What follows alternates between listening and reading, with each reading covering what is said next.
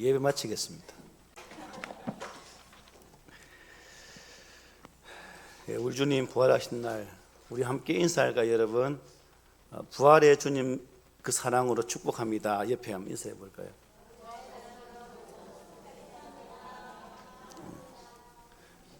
오늘 드럼이 가슴 팍팍 치니까 막 간이 심장이 탁탁탁 튀어나오는 것 같아요, 여러분. 부활, 예수 그리스도의 부활, 여러분 누구의 부활일까요? 나의 부활이죠. 예수의 부활의 생명은 누구의 생명일까요? 바로 나의 생명입니다. 그런 의미에서 우리 안에 있는 부활의 은혜는 사람이 어떤 말로도 표현할 수 없고 또 그 마음의 감격들을 무슨 말로 표현할 수 있겠습니까? 또 눈물 나요.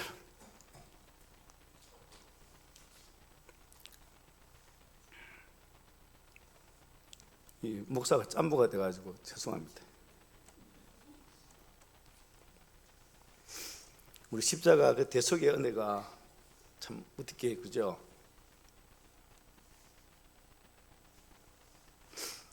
어떤 분들은 목사가 눈물이 많냐고 야단치더라고요. 내가 내 뜻대로 안 되는데 어떡합니까 이거?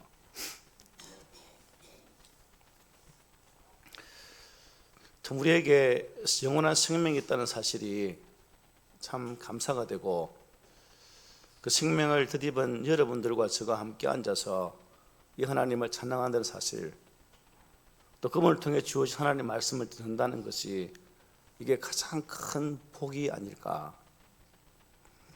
세상에서 우리가 죄를 얻기 위해서 이것저것 얻기 위해서 열심히 노력하지만 그 얻어지는 것보다 더 중요한 것은 내 안에 있는 이 구원의 생명, 죄와 사망 권세 이기시고 십자가를 통해서 우리 죄값을 치르시고 이기신 승리의 그 주님이 나의 주님이 된다는 사실, 이게 여러분 어떤 말로 표현할 수 있겠으며 또 어떻게 또 우리가 또 이렇게 다른 것으로 구할 수 있겠습니까? 그런 의미에서 저와 여러분들이 가지고 있는 이 구원 은혜가 너무나 소중한 것을 항상 기억했으면 좋겠습니다. 고린도전서 15장의 말씀을 인용치 않을지라도 좀 부활이 없으면 우리의 예배 드리는 것도 헛것이고 우리의 찬양도 헛것이고 우리가 주 예수 안에 산다는 모든 일들이 다 의미 없는 것이 된다는 사실 아닙니까? 그런 의미에서 앉아있는 이 사실이 너무나 기쁨이 되는 것이고 또한 감사가 된다는 것입니다. 십자가 죽음으로 끝났다면 우리가 이 자리에 올 이유도 없었겠죠. 주님이 십자가의 죽음으로 그냥 우리의 인간처럼 그렇게 인생이 마무리 되어졌다면 우리 또한 이런 놀라운 찬양으로 주 앞에 영광 돌리지 못할 것입니다. 그러하기에 우리 안에는 이 소망의 언약이 있기 때문에 찬양하는 것이고 또한 그 언약대로 부활하셨기에 우리는 감사할 수밖에 없다는 겁니다. 고린도서 15장 20절 이렇게 말씀하죠. 그러나 이제 그리스도께서 죽은 자 가운데서 다시 살아나사 잠자는 자들의 첫 열매가 되셨도다 말씀하셨습니다. 첫 열매란 그 다음 열매도 있다는 의미죠. 아마 첫 열매 대신 주 안에 있는 그 자들이 바로 성도들이 믿음의 백성들이 이 두 번째 열매의 은혜를 받아 누리는 자가 될 것입니다. 우리가 1년에 한 번씩 부활주일을 지키지만 오전에 주일학교 설교 때도 말씀드렸지만 솔직히 매주일이 부활의 날이지 않습니까? 우리 주님께서 부활하신 날을 기념하면서 또 기억하면서 주일 예배를 드리고 있다는 거죠. 그러므로 우리는 매주일마다 부활의 은혜에 참여하는 자들이고 또한 그 부활의 은혜가 우리의 삶을 주장하는 자이기에 그저 감사할 뿐이라는 사실입니다. 저와 여러분들이 예수 그리스도의 부활이 있었기 때문에 우리가 담대하게 하나님 앞에 나갈 수 있는 것이고 또 이처럼 예수 그리스도의 부활은 십자가 속죄 효력의 완성이라는 것이고 또한 승리의 표변이 된다는 사실입니다. 영국의 신학자 존 오웬은 이렇게 말합니다. 그리스도의 죽음은 죽음을 죽이는 효력을 갖는 죽음이다. 이러한 효력은 바로 부활로 실현된다. 부활이 없으면 이 능력은 실현되지 않는다라고 그의 책에서 이렇게 증거합니다. 그렇습니다. 부활이 없는 기독교는 존재할 수 없습니다. 사도행전에 나오는 베드로와 바울 또한 복음 전도를 하면서 항상 십자가 속죄 사역과 함께 그 부활의 말씀을 선포하는 것을 보게 됩니다. 특별히 사도행전 1장 22절을 보면 가룟 유다를 통해서 결석이 되어진 그 한석의 제자에 보충하기 위해서 그 제자의 조건이 뭡니까? 예수 그리스도의 부활을 목격하고 그 부활을 증거할 수 있는 자라고 못을 받고 있죠. 그만큼 제자된 본연의 자세는 다시 사신 예수 그리스도를 전할 수 있는 그 목격자였다는 사실입니다. 그러므로 부활신앙은 우리를 그리스도인이 되게 하는 핵심 기준이 되는 것이고 또한 영원한 산소망을 가지고 살아갈 수 있게 하는 원천이 된다는 사실입니다. 오늘 부활절 아침에 예수님은 놀라운 선언을 하십니다. 25절에 죽은 자들이 하나님의 아들의 음성을 들을 때가 오나니 곧 이때라. 듣는 자는 살아나리라. 아멘.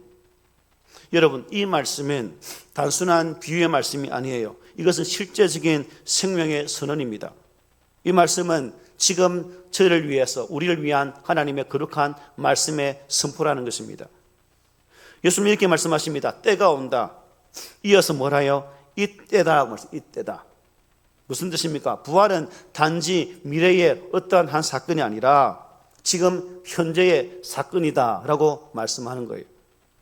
많은 사람들은 부활을 오해하죠. 죽으면 일어나는 일, 마지막 날에 일어나는 사건으로 알고 있다는 겁니다. 그것도 맞긴 맞습니다. 진리기도 합니다. 하지만 예수님은 그것보다 더 중요한 것을 말씀하고 있는 거죠. 뭐예요? 부활은 이미 시작되었다는 사실입니다. 죽은 자들이 하나님의 아들의 음성을 들을 때가 올 것인데 놀라운 것은 바로 그때가 뭐예요? 지금이라는 사실입니다. 지금. 이 말은 지금 유대인들 앞에 서 계시고 이 말씀을 하시는 예수님이 곧 하나님의 아들이시며 따라서 이 예수님의 말씀을 듣고 믿고 따르는 자는 지금 당장 살아난다는 겁니다. 지금 당장. 그리고 이 일은 장차 우리 주 예수께서 다시 오시는 그날까지 뭐예요? 계속 될 것이다 라고 증거합니다. 여러분, 우리는 언제 살아날까요? 나의 삶의 상황이 바뀔 때 살아날까요? 형편이 좋아질 때 그때 살아날까요? 아니면 내가 안고 있는 이 문제가 해결될 때 그런 살아남이 있을까요? 아닙니다. 하나님의 거룩한 음성을 들을 때 바로 그때라는 사실입니다. 그러므로 저와 여러분들이 우리의 현세의 삶을 살아가면서 우리 손에 들려진 하나님의 거룩한 말씀이 읽어지고 들려지고 또 그 말씀이 나의 가슴을 칠 때 바로 그때 부활의 역사가 시작된다는 사실입니다. 그렇다면 왜 예수님은 행동이나 또한 환경을 말씀하지 않고 이 음성을 말씀하고 계실까요? 창세기를 보십시오. 하나님은 모든 천지를 말씀으로 창조하셨습니다. 말씀대로 되었습니다. 말씀하심에 그대로 이 땅이 생겼고 우주 만물이 생겨나는 모습을 보지 않습니까? 바로 그 하나님 말씀이 선포되는 순간 아무것도 없는 곳에 존재하는 것이 생겼기 때문에 오늘 이 시대에도 그 하나님의 음성, 하나님의 말씀을 들어야만 우리의 심령 속에 변화의 놀라운 역사가 일어나게 된다는 사실이에요. 그렇다면 여러분, 그 창조의 음성이 지금도 동일하게 역사한다면 어찌 될까요? 어떻게 되겠습니까? 나의 죽은 마음이 살아나는 것이고 무뎌진 내 인생이 회복되는 것이고 절망 속에 있던 사람이 다시 일어나게 된다는 사실입니다. 그래서 예수님의 음성은 생명을 만들어내는 거룩한 소리라는 거죠. 그런데 여러분, 우리는 왜 나의 삶의 자리에 자주 무너질까요? 능력이 없었을까요? 그런 건 아닌 것 같아요. 환경 때문일까요? 환경도 아닌 것 같아요. 잘못된 소리를 듣고 있기 때문입니다. 잘못된 소리를. 세상의 소리를 계속 들으면 우리는 비교 속에서 나 자신은 철저하게 무너질 수밖에 없습니다. 중개의 소리를 들으면 들을수록 우리는 죄책감에 눌려서 스스로 사망의 깊은 구름통에 빠지고 말 것입니다. 두려운 소리를 들으면 우리는 앞으로 나가지도 못하고 제자리에 서서 발만 동동 구르는 그런 인생이 될 것입니다. 사람은 여러분 듣는 대로 살아요. 듣는 대로. 이 소리를 들으면 계속 어떻게 될까요? 결과는 뻔합니다. 세상의 소리, 정죄의 소리, 두려움의 소리를 들으면 우리의 영이 죽어버린다는 겁니다. 죽어버려요. 그게 바로 영적인 죽음 아닙니까? 예수님 분명히 말씀하죠. 오늘 본문에 뭐하다? 듣는 자는 뭐 한다고요? 살아나리라. 듣는 자가 사는 거예요. 듣는 자가. 여기서 중요한 것은 모든 사람이 살아난다가 아닙니다. 하나님의 거룩한 말씀을 듣는 자가 살아나게 되리라고 증거하신다는 거예요. 여기 듣는 것은 예수 그리스도의 복음을 믿고 순종하는 것을 의미합니다. 순종. 단지 귀로 들었다고 해서 여러분 들은 것이 아니라는 겁니다. 하나님의 아들의 음성을 귀로 듣고 마음에서 진정으로 아멘으로 화답함으로 그리스도를 믿고 그 믿음 안에서 하나님과 인격적인 교통을 이루는 그 믿음을 의미하는 거예요. 하나님의 말씀을 들을지라도 주의 성경 말씀을 내 눈으로 수없이 읽고 읽는다 할지라도 그 말씀이 하나님과의 생명의 교제로 이어지지 않는다면 그냥 여러분들은 책을 읽은 거예요. 의미 없는 세상의 책처럼. 그러나 그 말씀을 읽고 들을 때 그 속에서 하나님의 음성을 듣고 하나님의 만지심의 은혜를 통해서 교통하는 은혜로 이어질 때에 비로소 그 말씀 속에서 하나님과 교통한 자가 될 수 있다는 사실입니다. 하나님과 교통한다는 것은 말씀과 성령 안에서 하나님과 화목하게 된 상태를 말합니다. 이것은 성도가 신자가 사망에서 생명으로 옮겨진 상태를 의미하기도 해요. 그러니까 하나님과 교통하는 자들은 그리스도의 그 십자가 속량으로 죄사함을 받고 또한 부활하신 그리스도 안에서 어렵다 칭함을 받은 자들로서 이 거룩한 은혜 언약 안에서 율법의 약속에 따른 영생을 소유한 자가 되었다는 사실입니다. 여러분들이 기록되어진 말씀을 통해서 하나님과 소통하면 바로 여러분 안에 이 영생의 은혜가 지금 자리 잡고 있다는 사실입니다. 믿으십니까? 같은 말씀을 듣고 여러분 사람의 반응은 다르죠. 같은 말씀을 들어도 그냥 흘러보내는 사람이 있는 반면 그 말씀을 마음에 새기고 붙잡는 사람이 있어요. 여러분 어떤 부류에 해당되는 성도입니까? 듣고 흘러보내는 자입니까? 아니면 들을 때 양쪽 다 들여다보고 내 가슴 중심으로 모셔서 그 말씀대로 사는 자들입니까? 제발 통과시키지 마십시오. 다 틀어막으시고 내 가슴으로 확 눌러버리십시오. 그리고 내 속에서 역사할 수 있도록 그 말씀을 만들어 가자는 것입니다. 여러분, 흘러보내는 사람과 또한 듣는 사람의 차이가 뭘까요? 죽음과 생명으로 나뉘게 되는 겁니다. 죽음과 생명으로. 오늘 보면 26절 이렇게 말씀하죠. 아버지께서 자기 속에 생명이 있음같이 아들에게도 생명을 주어 그 속에 있게 하셨다 말씀합니다.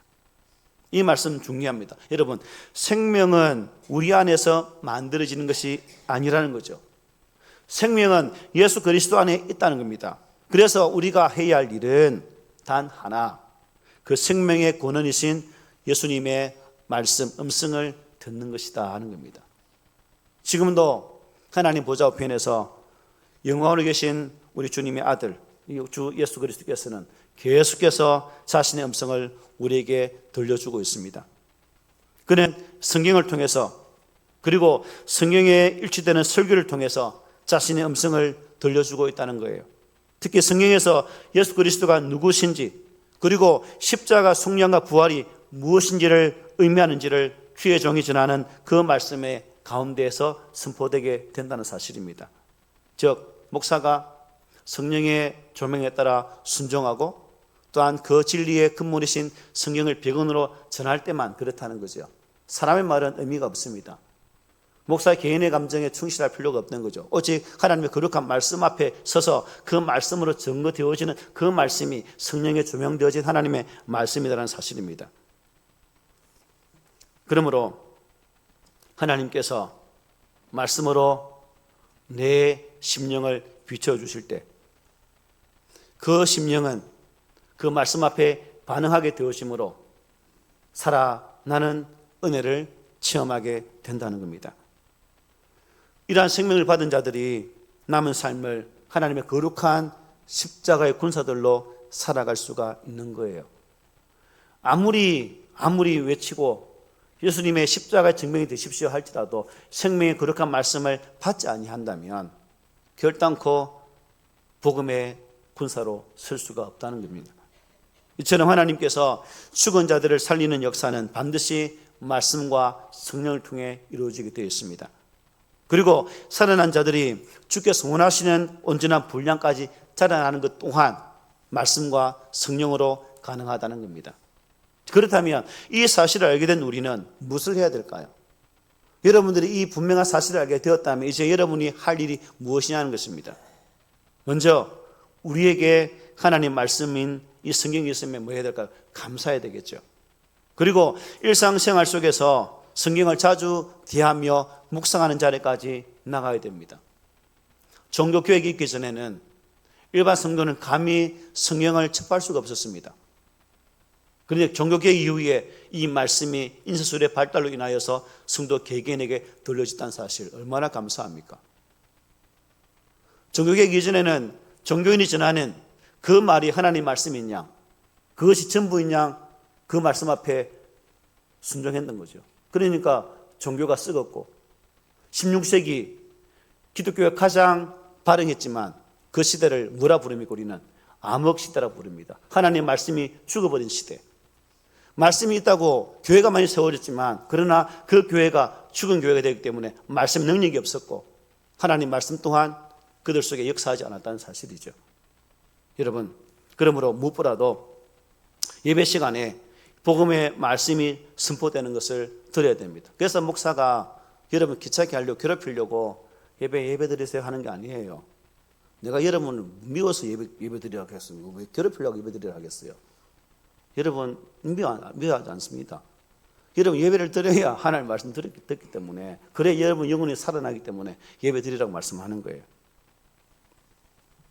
그러므로 우리 믿음으로 거듭난 신자들은 불신자들이 복음의 말씀을 어떻게 해요?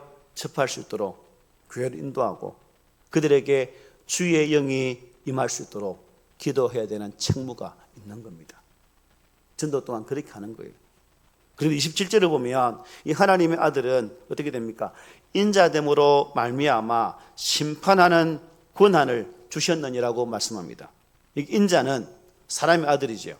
그런데 27절은 28절과 맞물려서 예수님은 뚜렷하게 육체적 부활에 대해서 언급하십니다. 이때 그리스도는 인자로서 온 인류를 심판을 집행하게 된다라고 말씀하죠. 22절에 보면 이렇게 말씀하고 있습니다. 아버지께서 아무도 심판하지 아니하시고 심판을 다 아들에게 맡기셨다라고 말씀해요. 하지만 27절에서는 이 말씀에 한 가지가 더 추가됩니다. 그것은 인자됨으로 말미암아 심판하는 권한까지 주셨다라고 증거해요. 그런데 여러분 인자라는 이 용어 요한복음에 많이 등장하잖아요. 사람의 아들 인자. 이 말씀은 성경 다니엘서 7장에서 예언된 메시아에 대한 예언의 말씀입니다.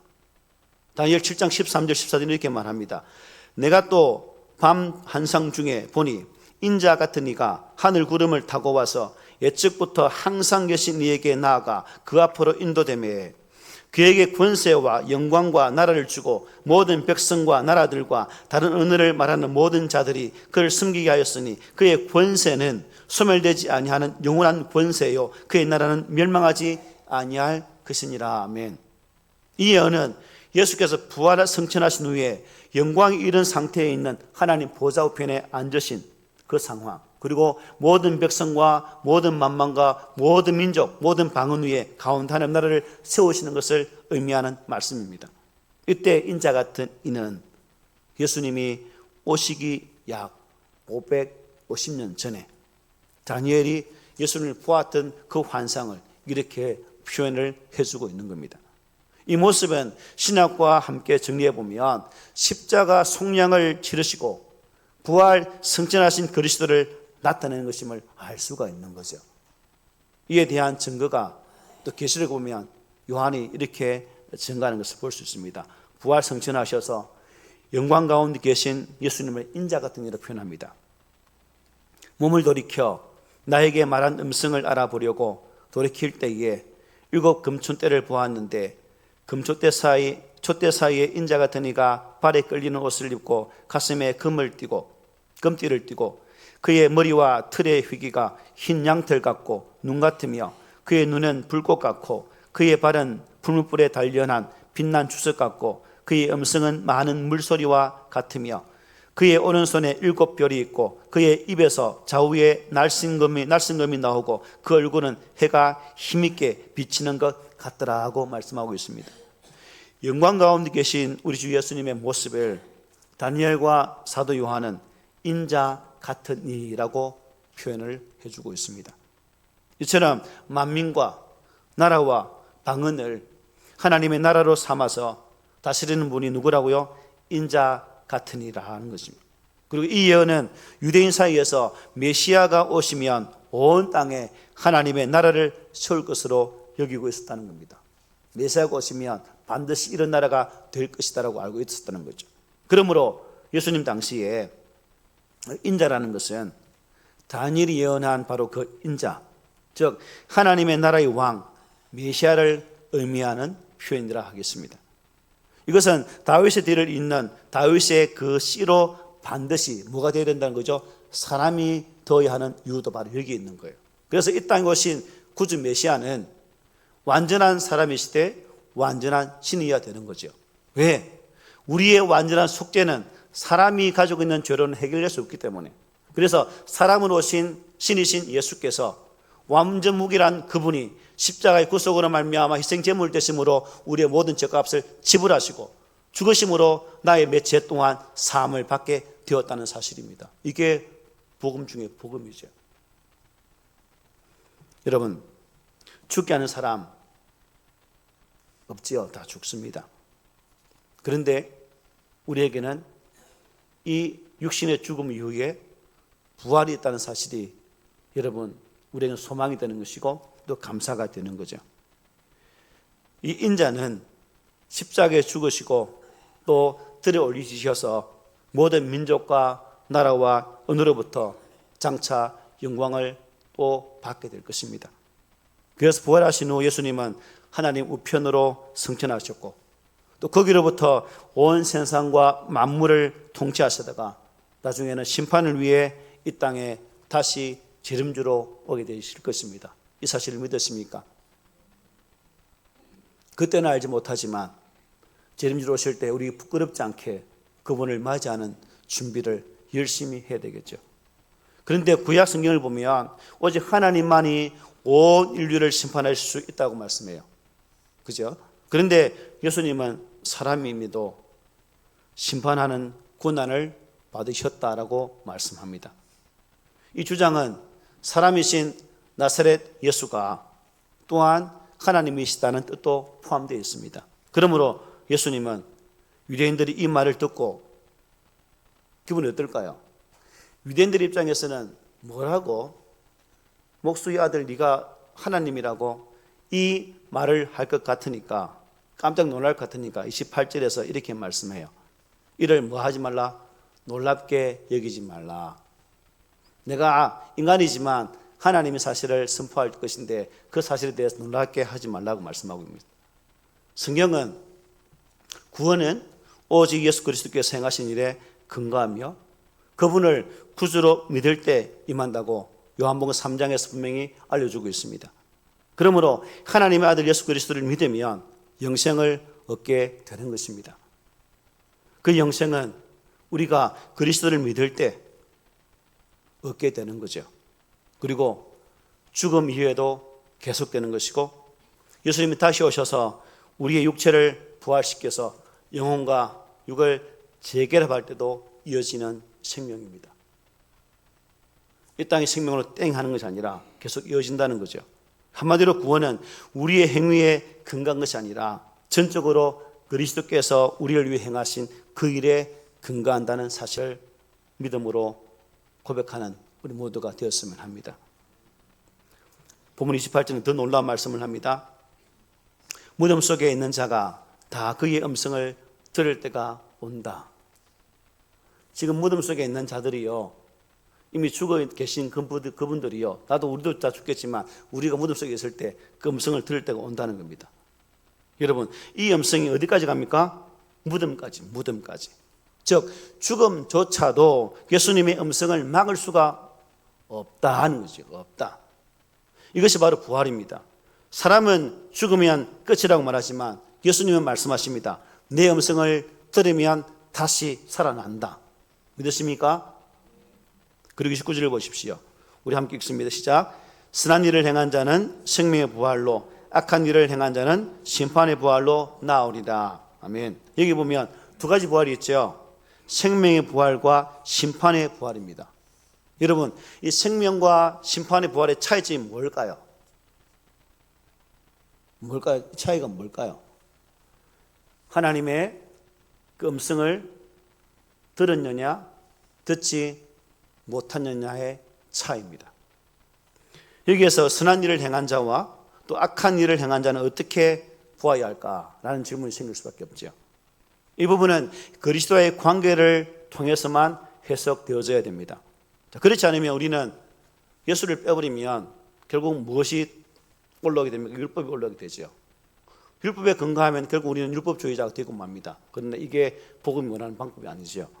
따라서 이 선한 일을 행한 자는 인간이 선행으로 구원을 받는다는 뜻이 아니라 무슨 말씀이에요?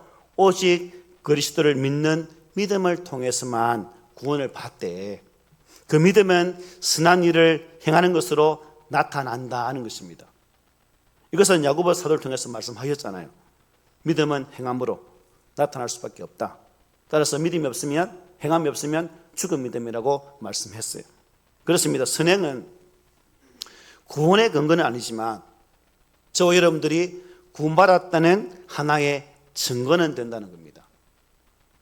선행은 우리가 그리스도 안에서 하나님께 속해 있고 성령이 우리 안에 내주하신다는 증거이기도 합니다. 선행은 예수님의 피로 값주고 사신 사람들을 구별하게 된다는 거죠.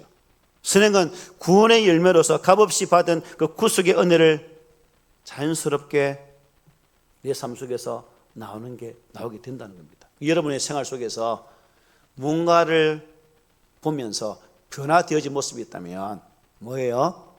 구원받은 백성이다라고 말할 수 있는 거죠. 예수를 수백 년 믿을지라도 구원받은 꼬라지가 한 개도 없으면 뭐예요? 믿는 자입니까? 믿지 않는 자입니까? 없어요. 생명이 없는 거죠.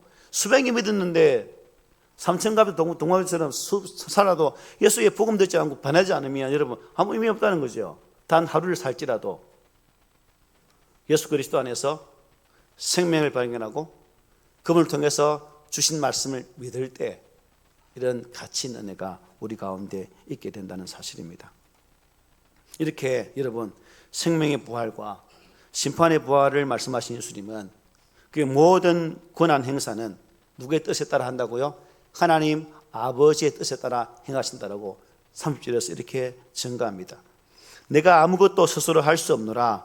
듣는 대로 심판하노니 나는 나의 뜻대로 하려 하지 않고 나를 보내신 이의 뜻대로 하려 함으로 내 심판은 의로우니라고 말씀합니다. 자, 예수를 믿고 그 안에서 부활의 생명으로 일어나는 것이 하나님의 뜻이고 또 그렇지 않는 자들을 심판하는 것 역시 하나님의 뜻이라는 것입니다. 그리고 그 하나님의 뜻은 영원토록 어렵기 때문에 그 뜻 안에서 우리 주 예수의 심판 또한 뭐예요? 어렵다라고 말씀하고 있는 겁니다.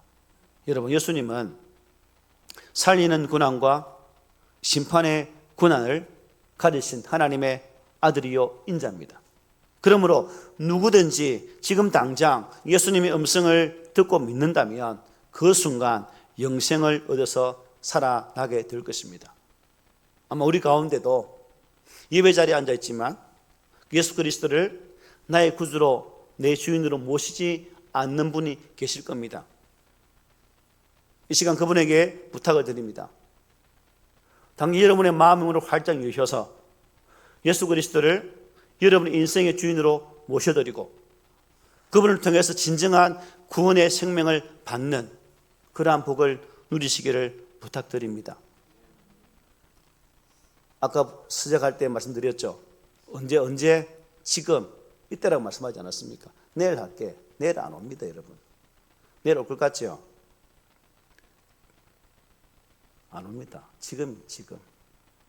하나님 나라에서 영원히 살아가는 영생을 원하신다면 우리는 하나님 아들이신 주 예수 그리스도를 우리의 주인으로 모셔드리는 아름다운 고백이 우리 가운데 있어져야 됩니다. 지금 예수님은 하나님 보좌 우편에 앉아 계십니다. 지금도 부족한 이 설교를 통해서 주의 음성을 여러분들에게 들려주고 계십니다. 따라서 누구든지 그의 음성을 듣고 예수님을 하나님의 아들로 믿으면 당장 죽음에서 살아나서 영생을 얻게 될 것입니다. 여러분, 구원은 죄로부터의 구원이고 나아가 지옥으로부터의 구원입니다. 죄 문제가 해결되지 않으면 지옥으로부터 구원을 받지 못해요. 그러나 죄 문제가 해결되면 어때요? 그 지옥으로부터 구원을 받는 복을 받게 된다는 사실입니다. 여러분, 의의 심판, 구원의 심판을, 생명의 심판을 원하십니까? 아니면 죽음의 심판, 이것을 원하십니까? 저는 여러분 모두가 생명의 거룩한 심판대에 서서 하나님의 거룩한 나라에 들어가는 복을 누리시기를 소망해 봅니다. 오늘 이 설교를 듣는 모든 성도들, 즉 성령으로 거듭난 자들은 지옥으로 향하는 사람들을 생각하면서 또 우리는 그들을 불쌍히 여기는 그 마음을 가져야 할 것입니다. 예수를 알지 못하는 사람들, 성경을 믿지 못하는 사람들, 부활을 폄하하고 부활을 우스운소리라고 말하는 많은 사람들, 내 곁에서 지금도 하나님의 살아계심을 알지 못하고 나의 믿음을 미소짓지 못하게 만드는 수많은 사람들에게 이 생명의 말씀을 전해서 그들 또한 우리와 더불어서 영원한 생명의 심판을 받을 수 있도록 그들을 인도하는 자로 서가야 되지 않겠습니까? 저와 여러분들은 이 거룩한 막중한 임무가 우리에게 있다는 사실을 꼭 기억했으면 좋겠습니다. 그들을 위해서 기도하고 그들에게 이 생명의 복음을 전하고 또 그들을 다시금 복음의 거룩한 선포자로 세워나가는 이 거룩한 작업들을 만들어가는 일꾼들이 되기를 소망합니다. 말씀 마치겠습니다. 혹 지금 마음이 혼잡하고 참 내 심령이 죽은 것처럼 느껴지시는 분 계십니까? 소망이 끊어져서 사방팔방에 다 막힌 것처럼 그렇게 느껴지는 분 이 자리에 앉아 계십니까? 영적으로 무너져서 하나님과 소통치 못하고 가슴 답답해하는 분 계십니까? 그렇다면 꼭 기억하십시오. 예수님의 생명의 음성을 귀로 듣지 마시고 가슴으로 들으시기를 바랍니다. 그 순간 여러분은 회복될 것이고 여러분 속에 새로운 생명의 은혜가 시작될 것입니다. 오늘 그 시간, 이 시간 그 음성을 들으십시오. 그리고 그 음성을 꼭 붙잡으십시오.